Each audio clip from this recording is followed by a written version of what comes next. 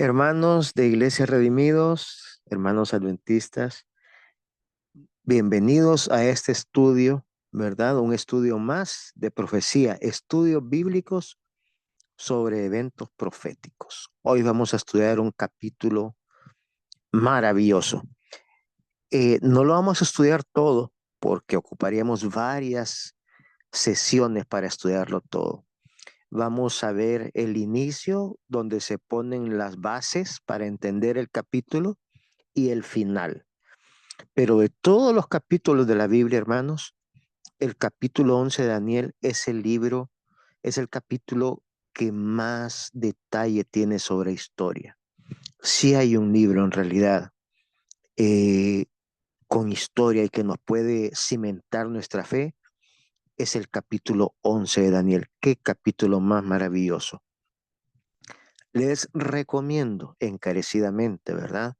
Que si pueden conseguir el libro de Daniel y Apocalipsis de Uriah Smith. Son dos libros, uno de Daniel y otro de Apocalipsis. Lo hagan y lean ese libro de Daniel de Uriah Smith. Buenísimo. Y sobre todo el capítulo 11, como él explica, ¿verdad? Este capítulo 11. Es maravilloso este capítulo en realidad. Bien, para empezar entonces, vamos a ir en oración, vamos a pedir la guía del Espíritu Santo y la compañía de los ángeles de nuestro Padre Celestial para que abran nuestra mente. Oramos. Amado Padre que estás en las alturas de los cielos, gracias damos, Señor Santo, por este estudio que vamos a tener en este momento.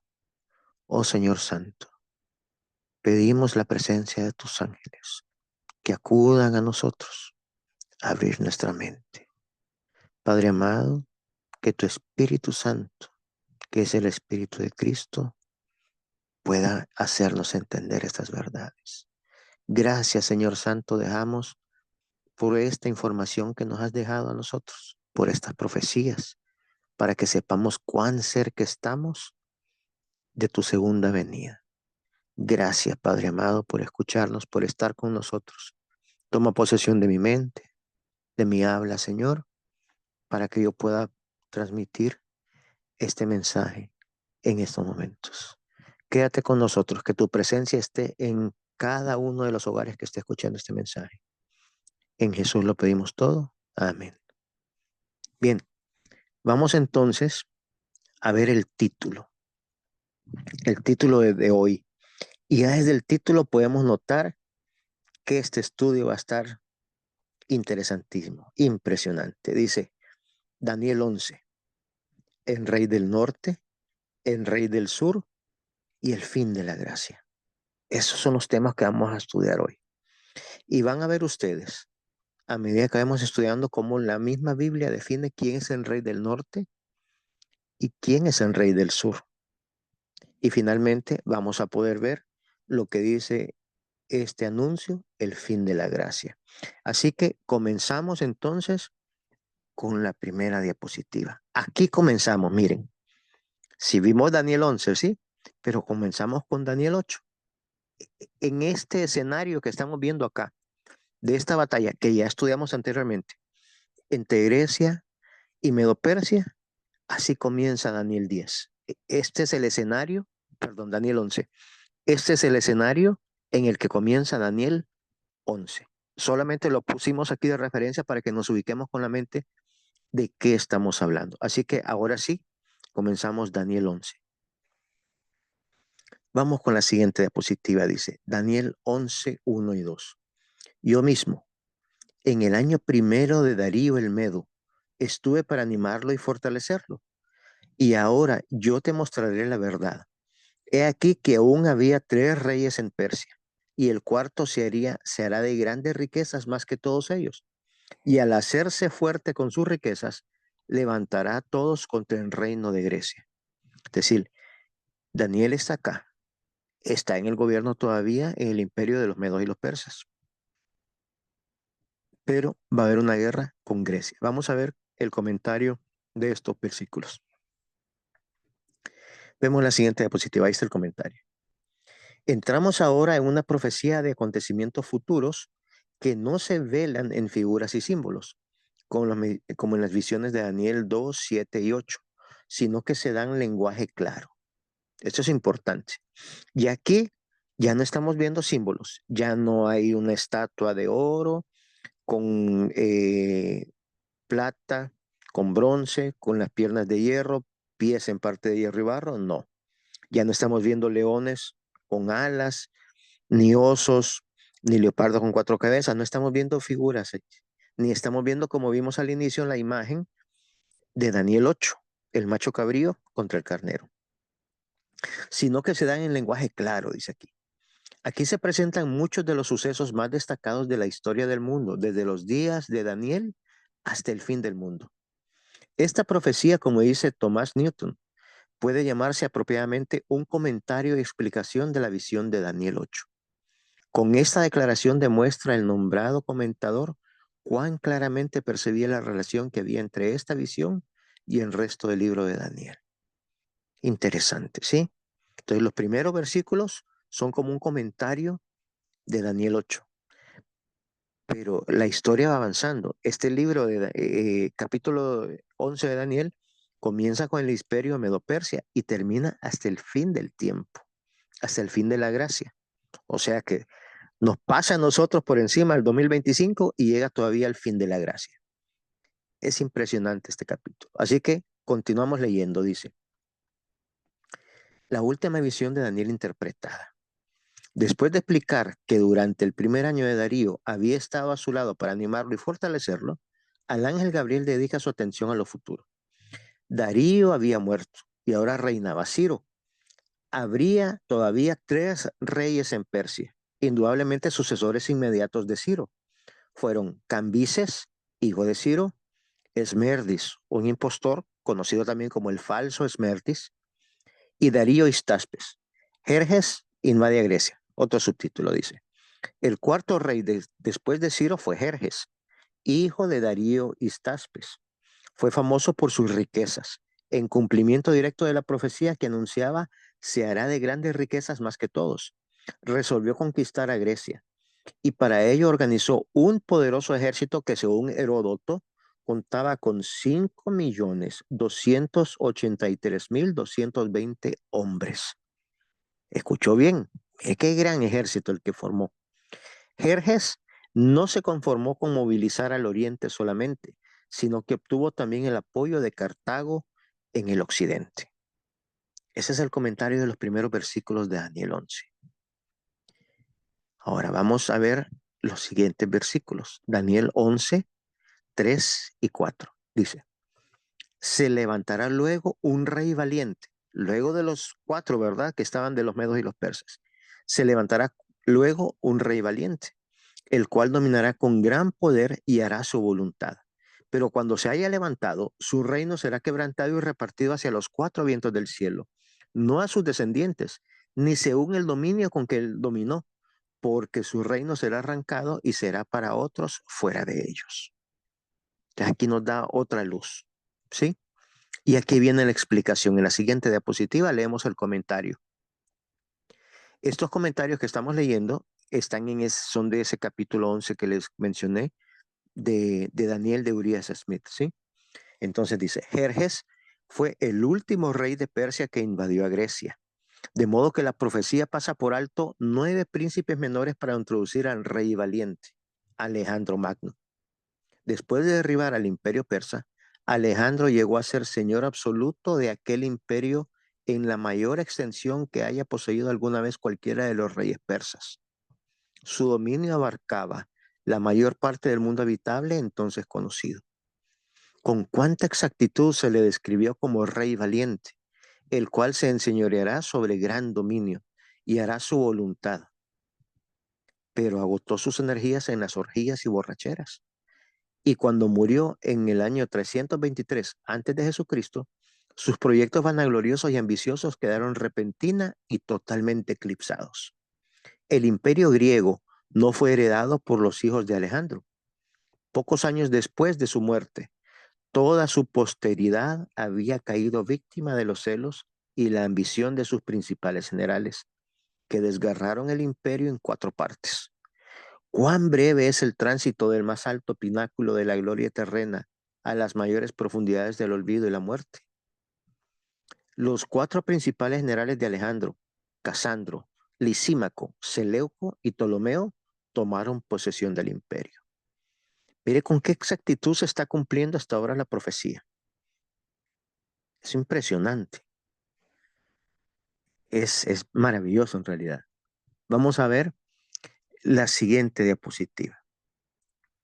Dice, después de la muerte de Antígono, en el 301, los cuatro príncipes confederados se repartieron sus dominios, y con esto todo el imperio de Alejandro quedó dividido en cuatro reinos. Ptolomeo tuvo Egipto, Libia, Arabia, Celesiria y Palestina. Casandro, Macedonia y Grecia. Lisímaco, la Tracia, Bitinia y algunas de las otras provincias que habían más allá del Helesponto y el Bósforo. Y Seleuco, todo el resto.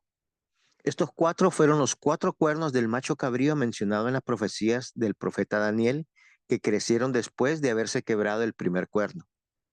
Ese primer cuerno era Alejandro, rey de Grecia, que derribó el reino de los medos y persas.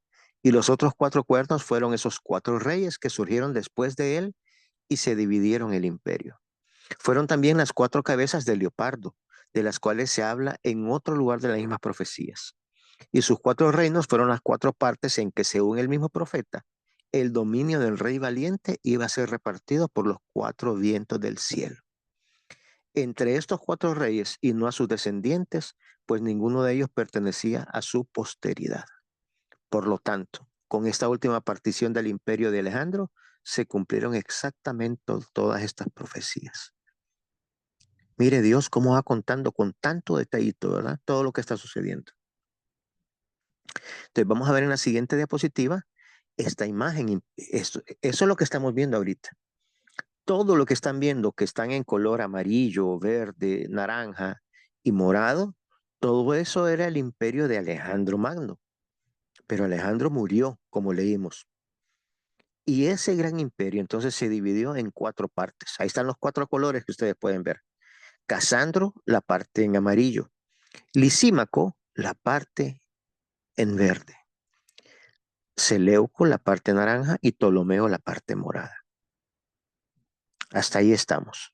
Ahora, interesante que salen flechitas desde el Imperio Seleucida hasta Lisímaco y luego a Casandro. Y vamos a leer por qué. Vamos a la siguiente diapositiva. Daniel 11:5.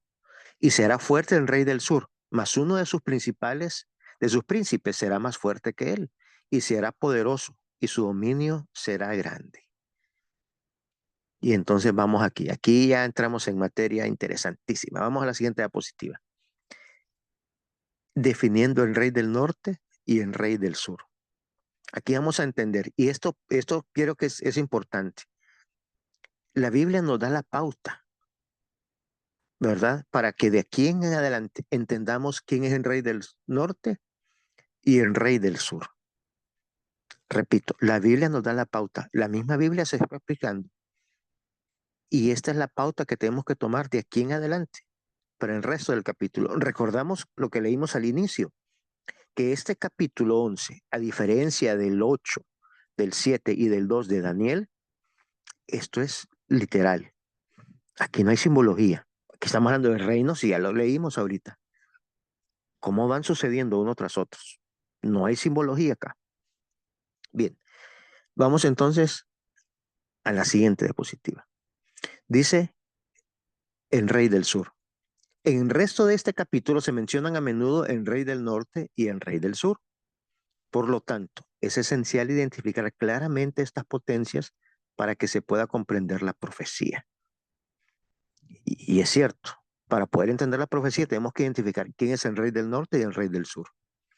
Cuando el imperio de Alejandro quedó dividido, sus diferentes porciones se extendían hacia los cuatro vientos del cielo, al norte, al sur, al este y al oeste.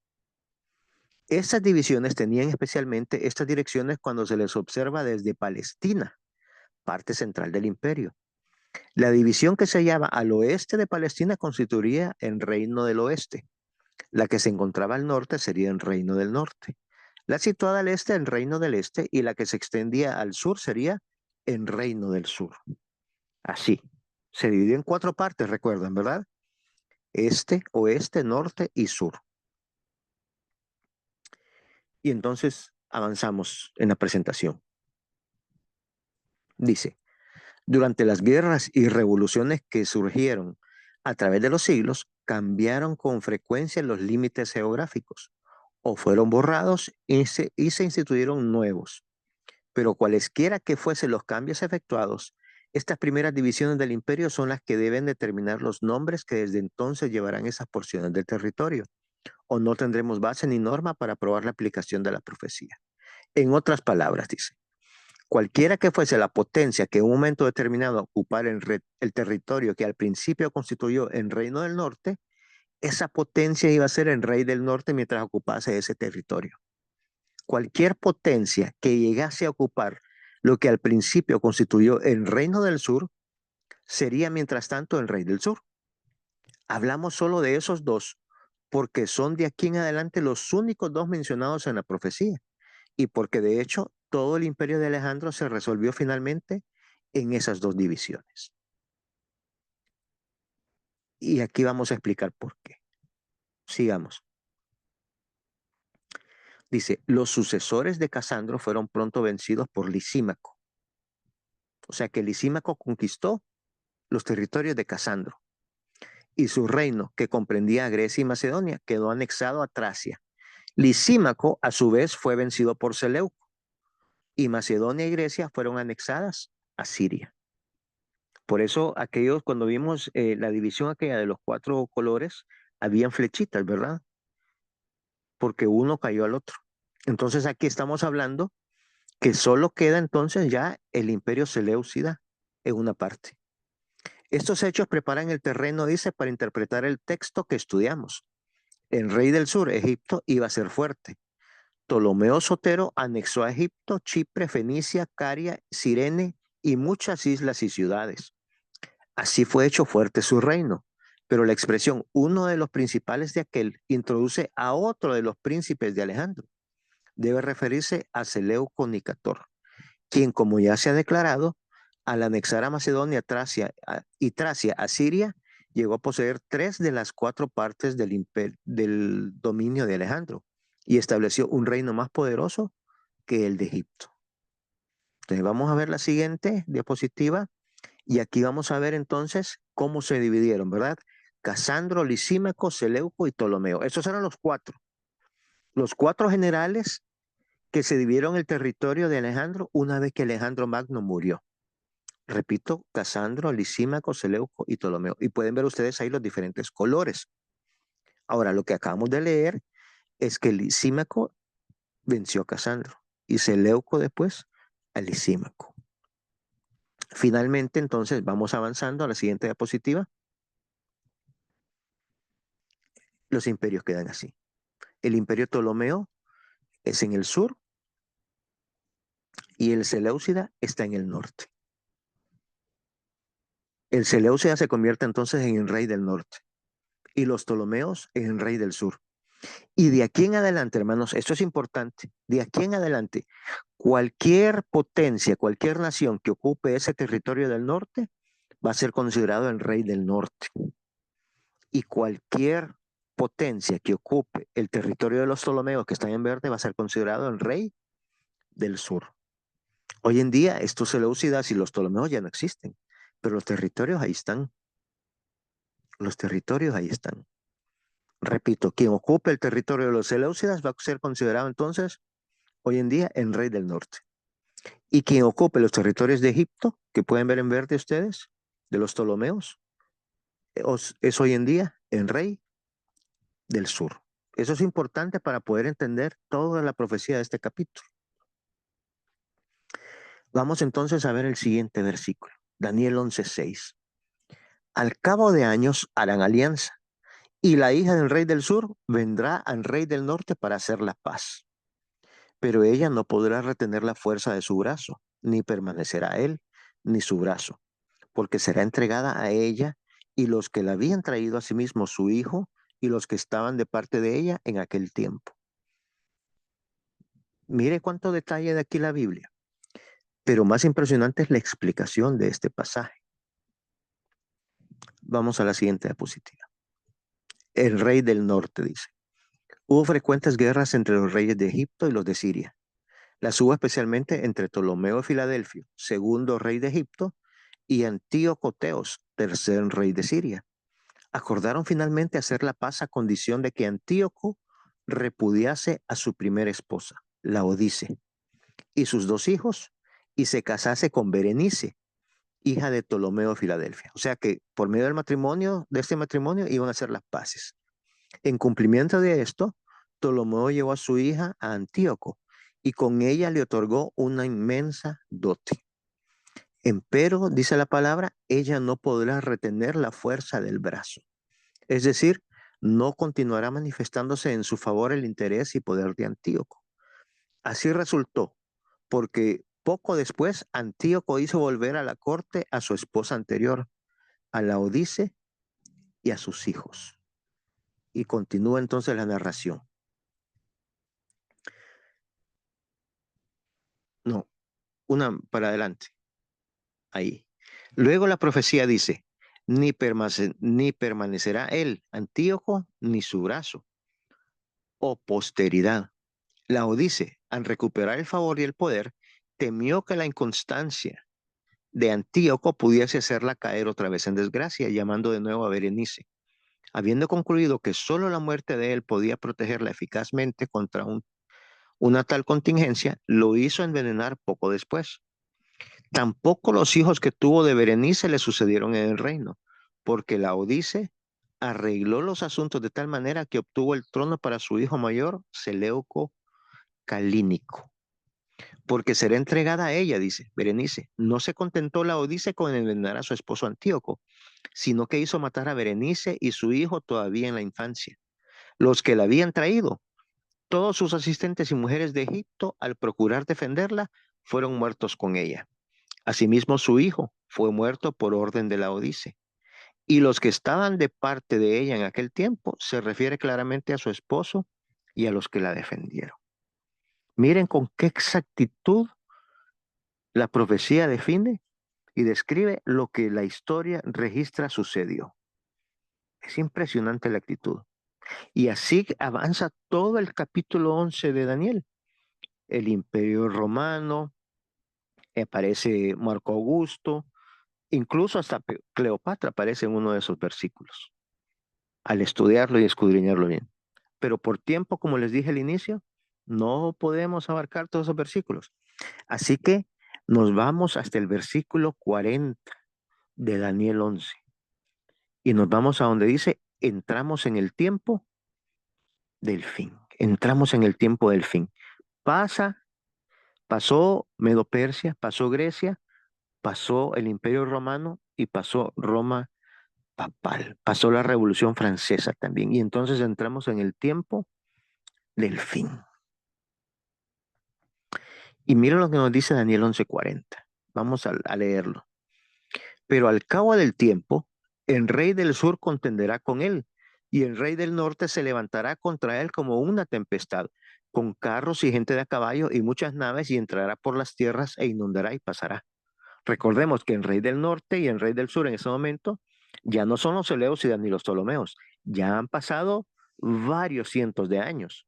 En este momento, ¿verdad? El rey del norte va a ser, como dijimos al inicio, el territorio o la potencia que esté ocupando lo que originalmente ocupó el imperio Seleucida. Y el rey del sur va a ser lo que originalmente ocuparon los Ptolomeos.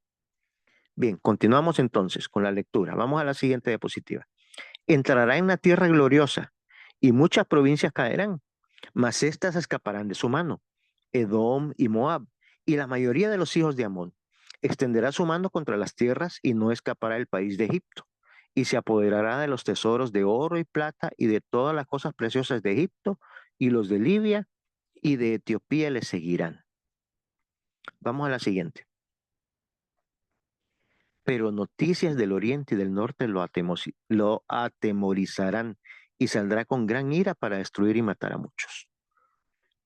Y el siguiente versículo nos dice, Daniel 11:45, y plantará las tiendas de su palacio entre los mares y el monte glorioso y santo, mas llegará a su fin y no tendrá quien le ayude. Aquí es donde la historia, donde esta profecía se pone súper interesante para nosotros. Y entonces vemos la siguiente diapositiva. Dice, la historia confirma la profecía nuevamente. Así como se cumplió exactamente lo que leímos al inicio, en los primeros 6 versículos de Daniel 11, así esta parte también se está cumpliendo. Esta parte también se está cumpliendo, ¿verdad? Vamos entonces a analizar Daniel 11:40. Dice, pero al cabo del tiempo, el rey del sur contenderá con él, y el rey del norte se levantará contra él como una tempestad, con carros y gente de a caballo y muchas naves, y entrará por las tierras e inundará y pasará. Y vemos aquí entonces la explicación. Vamos, avanzamos un poquito. Dice, nuevo conflicto entre los reyes del sur y del norte. Después de un largo intervalo, vuelven a aparecer en el escenario el rey del sur y del norte. Hasta aquí, nada hemos encontrado que nos indique que hayamos de buscar otros territorios para esas dos potencias que no sean lo que poco después de la muerte de Alejandro constituyeron respectivamente la división meridional y septentrional de su imperio. El rey del sur era entonces Egipto y el rey del norte era Siria, pero incluía también Tracia y Asia Menor. Egipto continuó rigiendo el territorio designado como perteneciente al rey del sur y Turquía durante más de 400 años gobernó el territorio que constituyó al principio el dominio del rey del norte. Entonces estamos hablando aquí de Egipto y Turquía. Y miremos lo que pasó. Vamos a la siguiente diapositiva. Esto que estamos viendo se le llama la batalla. Hay una grabación, vamos a esperar que corra. Esto que estamos viendo se le llama la batalla de las pirámides. Fue parte de las guerras napoleónicas. Aquí nos dice Wikipedia, ¿verdad? Campaña napoleónica en Egipto y Siria y guerras de la Revolución Francesa. Ahí está. Francia atacando a Turquía o al Imperio Otomano, que era el rey del norte, desde Egipto, desde el territorio del rey del sur, tal como lo dijo la profecía, que el rey del sur iba a empezar a atacar al rey del norte. Así sucedió.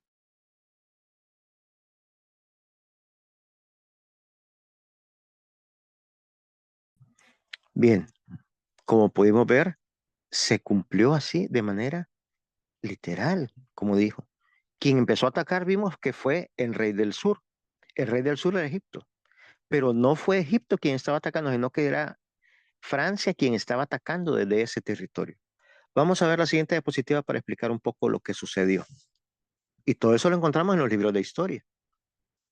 Dice, esta aplicación de la profecía evoca un conflicto entre Egipto y Francia y entre Turquía y Francia en 1798. O sea, el año que señala, como ya hemos visto, el comienzo del tiempo del fin. Si la historia atestigua que estalló una guerra triangular de este carácter, quedará probada en forma concluyente la corrección de la aplicación. Preguntamos pues, ¿es un hecho que en el tiempo del fin Egipto se acorneó con Francia y le opuso una resistencia comparativamente débil, mientras Turquía vino contra él como tempestad, es decir, contra el enviado de Francia? Ya hemos presentado ciertas pruebas de que el tiempo del fin comenzó en 1798. Eso escribió Uriah Smith.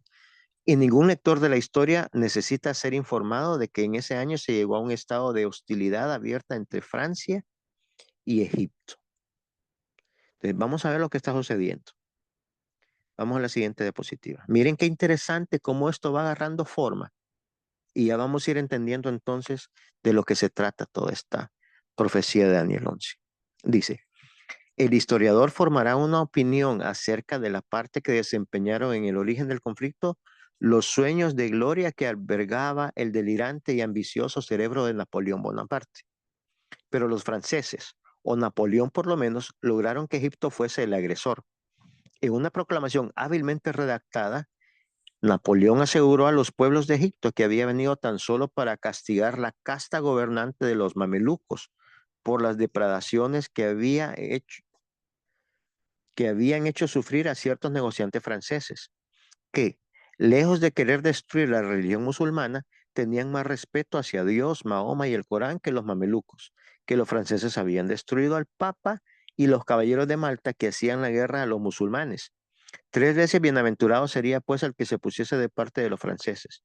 Bienaventurados serían aún los que permaneciesen neutrales, y 3 veces desgraciados serían los que peleasen contra ellos.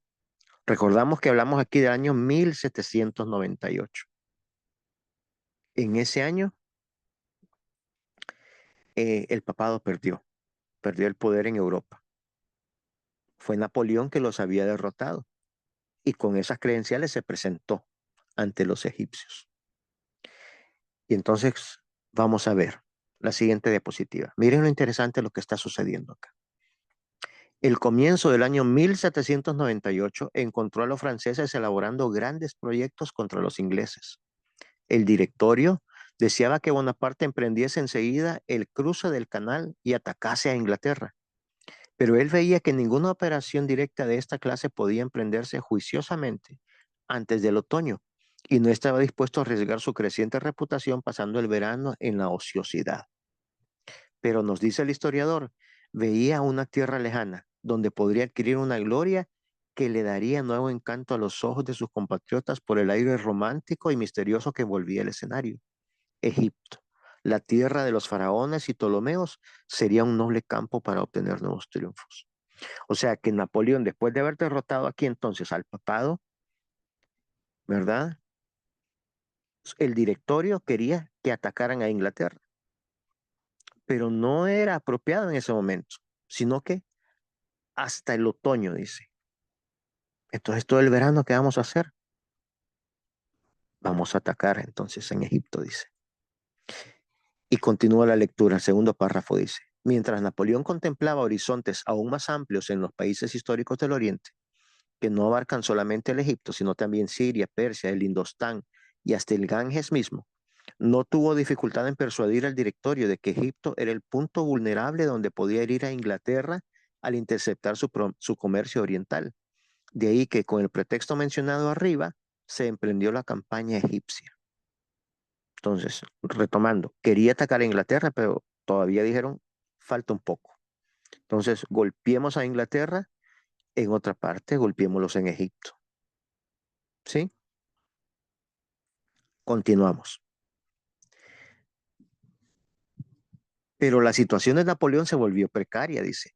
La flota francesa, que era su único medio de comunicación con Francia, fue destruida por los ingleses bajo Nelson en Abukir. El 11 de septiembre de 1798, el sultán de Turquía, mire que Turquía es el rey del norte, recordamos, ¿verdad?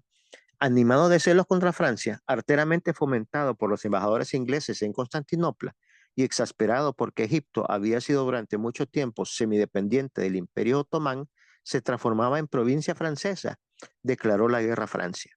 Así el rey del norte, Turquía, se levantó contra él, Francia, el mismo año que el rey del sur, Egipto, se acorneó con él, y ambos a cabo del tiempo o al tiempo del fin.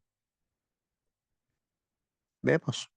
Esta es otra prueba concluyente de que el año 1798 es el que inicia este periodo, y todo demuestra que es correcta la aplicación de que se da aquí la profecía. Sería imposible que se realizase al mismo tiempo tantos sucesos que satisfacen tan exactamente las especificaciones de la profecía sin que constituyese su cumplimiento. O sea que tal como lo dijo la profecía, quien empezaba a molestar era el imperio, el rey del sur, pero el rey del norte se vendía con gran fuerza. Y eso fue lo que sucedió. Eso fue lo que sucedió. Fue Francia usando a Egipto, el rey del sur, para atacar a Turquía. Y luego Turquía, con el apoyo de los británicos, contrarrestó.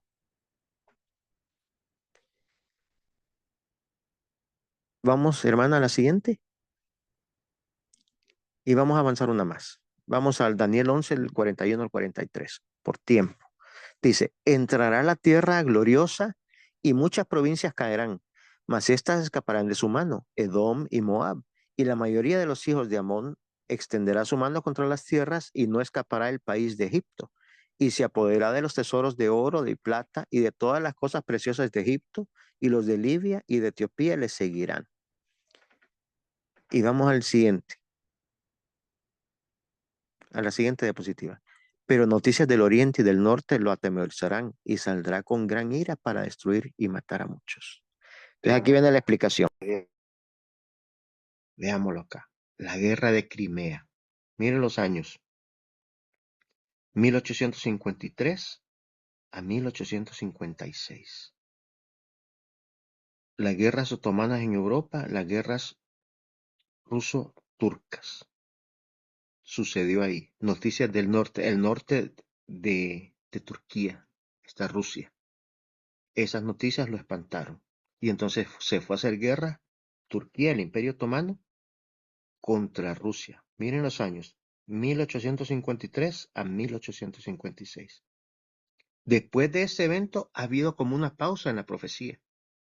Pero no termina ahí la profecía. Sin embargo, sí ha habido una pausa. Gracias, hermana. Vamos a la siguiente diapositiva. Dice, entre esta conjetura de Adam Clarke, escrita en 1825, y la guerra de Crimea entre 1853 y 1856, hay ciertamente una coincidencia sorprendente, por cuanto las mismas potencias que menciona, los persas al este y los rusos al norte, fueron las que instigaron aquel conflicto. Las noticias que llegaban de aquellas potencias perturbaban a Turquía. La actitud y los movimientos de ellas incitaron al sultán a la ira y a la venganza. Rusia fue objeto de ataque por ser la potencia más agresiva. Turquía declaró la guerra a su poderoso vecino en 1853. Entonces estamos viendo dos diferentes guerras, ¿verdad? La de las pirámides, que fue el inicio del versículo 40, y ahora en el 43 y 44 estamos viendo esta guerra de Crimea, la batalla de Crimea. ¿Sí? Rusia, noticias del norte molestando al rey del norte. Esas son las noticias que escucho. Ahora, había una pausa en la profecía. Y es que después de esto vino la crisis de 1888 en el pueblo adventista. Y el pueblo adventista, pues fracasamos. Fracasamos en dar esas verdades de la justificación por la fe, de la justicia de Cristo. Entonces la profecía se ha detenido. Veamos qué dice la siguiente diapositiva. Mire cómo lo explica Ellen White. Dice, el tiempo de angustia, que irá en aumento hasta el fin, está a las puertas. No tenemos tiempo que perder. El mundo está agitado con el espíritu de guerra. Las profecías del capítulo 11 de Daniel casi han alcanzado su cumplimiento final. Ahí estamos, está paralizada la profecía en Daniel 11:44. Pero mire ustedes que toda la parte esta del tiempo del fin dice, hay un espíritu de guerra. Es lo que hemos estado viendo acá, batallas. Del versículo 40 para acá, batallas. Ahora, vamos a ver la siguiente diapositiva. Ese señal del cierre de la gracia. Entonces, como les dije anteriormente, nos quedamos hasta Daniel 11:44.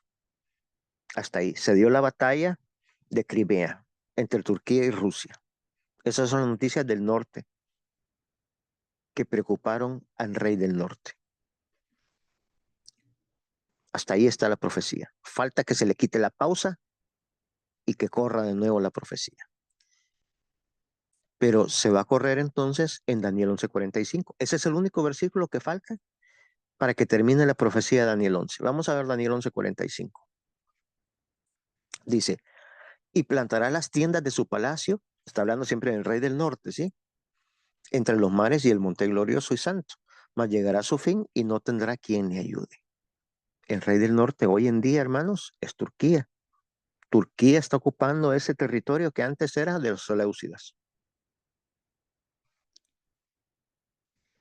Y mire cómo lo explica en ese libro también Urias Smith. Vamos a la siguiente diapositiva. Ahora hemos rastreado la profecía del capítulo 11 de Daniel, paso a paso, y hasta ahora hemos encontrado eventos para cumplir todas sus predicciones. Todo ha sido forjado en la historia excepto este último versículo. O sea, es lo único que no ha pasado. el versículo 45.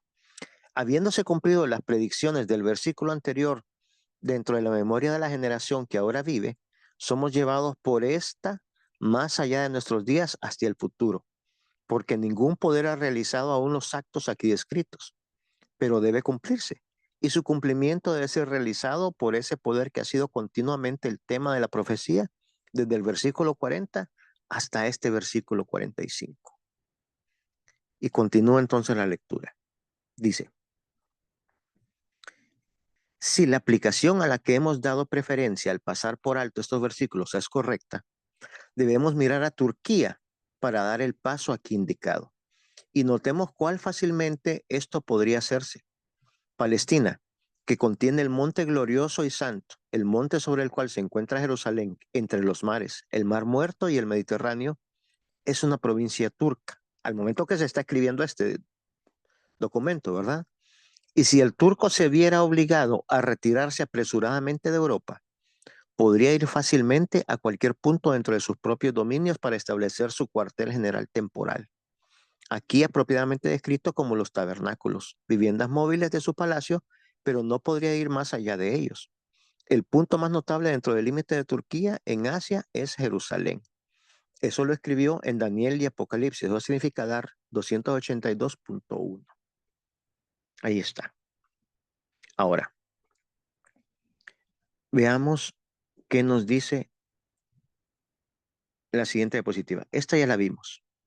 Voy a leer la última parte nada más. Dice, las profecías del capítulo 11 de Daniel casi han alcanzado su cumplimiento final.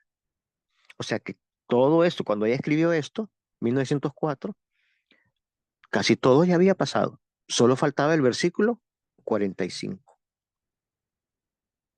Ahora, miren qué interesante lo que está sucediendo hoy en día. Vamos a ver cómo esta profecía está agarrando forma. Esto fue el año pasado. Pueden ver ustedes ahí parcialmente a Tucker Carlson, un connotado periodista estadounidense, una entrevista que le hizo a Vladimir Putin. Esto fue, repito, el año pasado.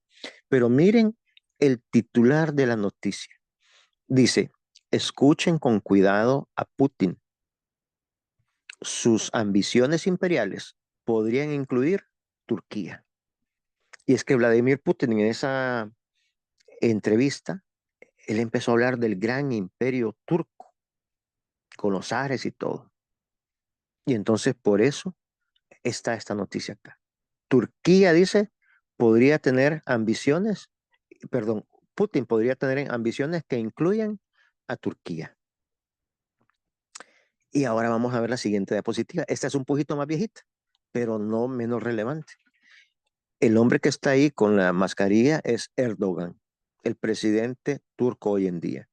Y el titular dice, Jerusalén es nuestra ciudad, declara Erdogan. Jerusalén es nuestra ciudad. Y entonces vamos a ver la siguiente y vamos a ver lo que nos dice en el párrafo de en medio. La siguiente diapositiva.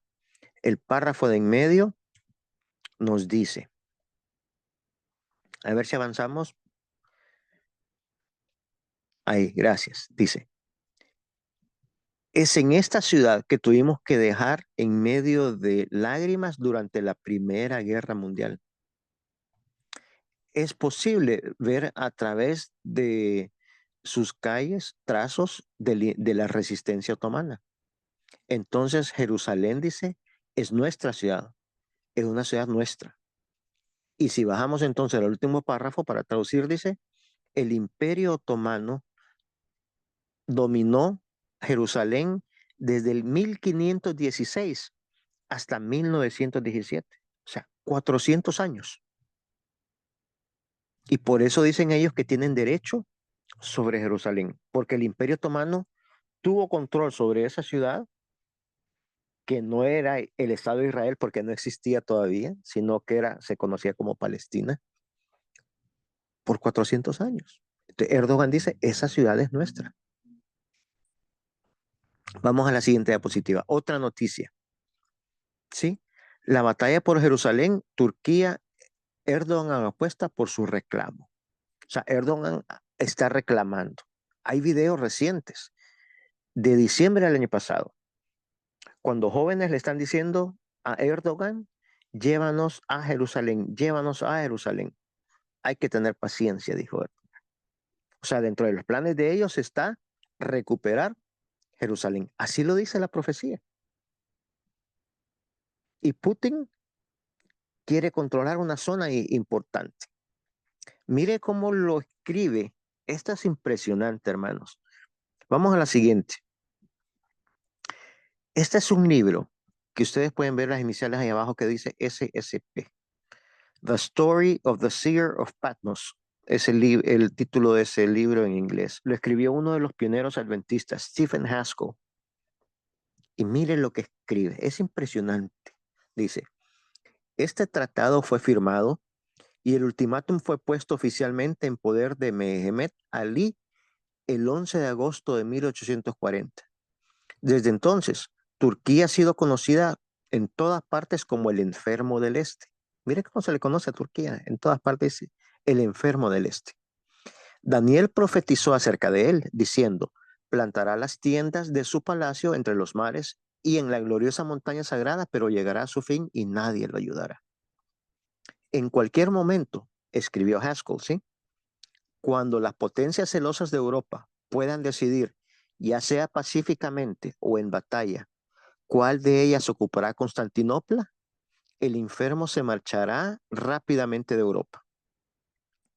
Ese movimiento por el cual ahora están en pie las naciones en alerta será la señal de cambios aún más importantes en las cortes celestiales. Mire qué interesantísimo eso que dijo, sobre todo la última frase. Ese movimiento dice, cuando el enfermo del este se vaya de Europa, o sea que lo van a sacar de Europa a Turquía, por el que ahora están en pie las naciones en alerta, será la señal de cambios aún más importantes en la corte celestial. Eso, hermanos, nos está diciendo Stephen Haskell, va a aportar un cambio. Algo va a suceder en el cielo cuando esa señal se esté dando. Cuando Turquía está siendo expulsada de Europa y esté queriendo poner su capital en Jerusalén, algo va a estar sucediendo en el cielo en ese momento. Y entonces vamos a la siguiente diapositiva. Dice, la importancia de la profecía y la exactitud con que se cumplió hasta el día de hoy deben conducir a una cuidadosa investigación de esa historia divina que abarca los años 1840 a 1844. Su estudio conducirá a los hombres a buscar cambios en los cielos así como en la tierra, porque cuando la capital de Turquía sea trasladada a Palestina, entonces Cristo, terminando su obra en el santuario, arrojará su incensario sobre la tierra como señal de la disolución final de todas las cosas. Aquí es donde la profecía está agarrando más importancia. O sea que esa, es la base, esa será la señal del fin de la gracia, mis hermanos. Cuando el rey del norte ponga sus tiendas, ponga su capital en Jerusalén, que en ese entonces, cuando escribió Haskell, ese territorio era Palestina. Esa va a ser la señal del fin de la gracia a nivel mundial. Después de eso sigue Daniel 12:1. Después de eso sigue Daniel 12:1. Ya son las plagas. Ya se cerró la gracia. Entonces Dios nos dejó una señal y vemos cómo en el mundo ya se está preparando eso. Vemos cómo Erdogan dice Jerusalén es nuestra y cómo Putin está diciendo que parte de su ambición imperialista pues debe de ocupar una parte de Turquía, sobre todo donde está Constantinopla, porque ahí se controla la salida hacia el mar Mediterráneo. Ese punto es estratégico. Mire cómo dice Ellen White en la siguiente diapositiva. Vamos a ver la siguiente diapositiva de Ellen White. Dice, una sombra cierne sobre Jerusalén, una sombra terrible, bajo la cual no deseo caer. Por todas partes se ve una maldición que no deseo contemplar. Puedo ver señales de la maldición por todas partes. Poder decir que he visitado Jerusalén no arrojaría un rayo de luz sobre ninguna alma. No me permitiría decir algo a los hombres y mujeres lo que deben hacer para ser salvos. Presento la palabra de Dios en verdad. Escucho las preciosas lecciones que Cristo dio a sus discípulos. O sea que algo feo viene sobre Jerusalén. Urias Smith y Stephen Haskell lo describieron quizá de una de una manera más clara. Y entonces miren lo que nos dice acá. Siguiente diapositiva. Para ir poniendo todo en contexto. Son como pedacitos de rompecabezas que tenemos que ir armando, ¿sí? Dice, el comienzo del tiempo de angustia mencionado entonces no se refiere al tiempo cuando comenzaron a ser derramadas las plagas, sino a un corto periodo precisamente antes que caigan, mientras Cristo está en el santuario. En ese tiempo, cuando se esté terminando la hora de la salvación, vendrá aflicción sobre la tierra, y las naciones se airarán, aunque serán puestas mantenidas en jaque para que no impidan la realización de la obra del tercer ángel. En ese tiempo, descenderá la lluvia tardía o refrigerio de la presencia del Señor para dar poder a la voz fuerte del tercer ángel y preparar a los santos para que puedan subsistir durante el plazo cuando las 7 postreras plagas serán derramadas. O sea que cuando es Turquía, que Turquía es la segunda nación más potente de la OTAN, esté siendo sacada de ella de Europa, las naciones se van a irar. Rusia va a querer un pedazo de esa tierra, de ese punto estratégico, salida al Mediterráneo. Sin embargo, hay más naciones poderosas que van a estar peleando. La misma Turquía no es un país débil, pero todavía hay gracia, dice. Todavía hay gracia. Pero va a llegar un momento en que ya no va a haber gracia. Cuando Turquía ponga finalmente, sea expulsado de Europa, y no creo que se dejen expulsar así nomás sin pelear, cuando sea expulsado de Europa y ponga su capital en Jerusalén, esa va a ser la señal de que cosas están sucediendo en el cielo, escribió Stephen Haskell. Vamos a la siguiente diapositiva. Mira qué nos dice. El mundo se está volviendo más y más anárquico. Pronto una gran angustia sobrecogerá a las naciones, una angustia que no cesará hasta que Jesús venga. Estamos en vísperas del tipo de angustia y nos esperan dificultades apenas sospechadas. Y nos hallamos en el umbral de la crisis de los siglos. En rápida sucesión se seguirán unos a otros los castigos de Dios, incendios e inundaciones, terremotos, guerras y derramamiento de sangre. Eso es lo que viene, hermanos. Eso es lo que nos dice la profecía de Daniel 11. Y después de Daniel 11:45 viene esto. Vamos a ver la siguiente diapositiva. Viene Daniel 12:1. En aquel tiempo, dice, cuando estén sucediendo estas cosas, cuando Turquía está poniendo su capital en Jerusalén, se levantará Miguel, el gran príncipe que está de parte de los hijos de tu pueblo, y será tiempo de angustia, cual nunca fue desde que hubo gente hasta entonces. Pero en aquel tiempo será libertado tu pueblo, todos los que se hallen escritos en el libro. Les comienzan las 7 postreras plagas. Se acabó la gracia y comienzan a caer las 7 postreras plagas. Ese es el tiempo de angustia como nunca hubo antes. El tiempo de las 7 postreras plagas. ¿Sí? La señal para el cierre de la gracia es esa. Dios nos lo dejó para que nosotros sepamos a dónde estamos ubicados y para que podamos entonces compartir con otros y le digamos cuán cerca estamos de que la gracia se acabe y de que comiencen a caer las 7 postreras plagas. Para finalizar, vamos a ver esta diapositiva, esta imagen que he hecho yo. Y como ustedes pueden ver, ahorita, por ejemplo, hay paz. Estamos en el primer sello, la parte blanca, abajito. Sí, hay paz. El país que domina, Estados Unidos. Pueden ver ustedes más arribita la bandera de Estados Unidos. El juicio de los hijos ya comenzó. Pero si avanzamos un poco más, casi al centro de la diapositiva, pueden ver ustedes en la parte de arriba la bandera de Israel y de Turquía. Y abajito, si siguen esa línea para abajo, dice el fin del tiempo de gracia. Cuando Turquía ponga su capital en Jerusalén, esa va a ser la señal del fin del tiempo de gracia. De ahí para allá vienen las plagas. Eso es lo que nos está enseñando Daniel, hermanos. Quizá un estudio un poquito extenso hoy, pero creo que es muy necesario para que sepamos a dónde estamos ubicados en el calendario profético. Ya hay bulla, ya hay ruido de los políticos, que quieren mudarse, ¿verdad? Los turcos que quieren reclamar a Jerusalén. Y de Putin, que quiere tener su imperio como era originalmente, el imperio de los zares. Así que la profecía se cumplió hasta el 44. Se cumplió exactamente, vimos todos los detalles. Y así como se cumplió hasta el 44, así se va a cumplir también el versículo 45. Y como vimos, todo esto es literal. No tenemos base bíblica para cambiar los últimos versículos en algo espiritual, en algo simbólico. Si la misma Biblia nos dio los parámetros desde el inicio del rey del norte y el rey del sur, así debe de seguir hasta el final.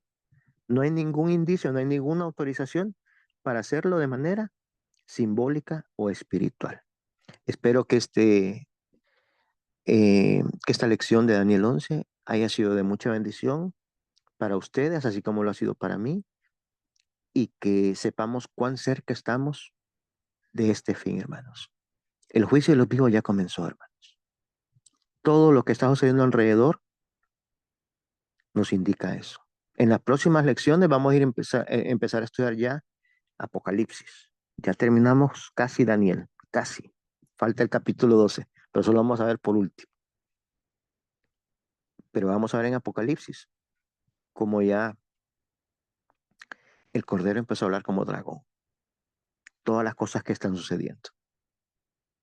Pronto se va a cumplir este versículo 45. Es lo único que falta.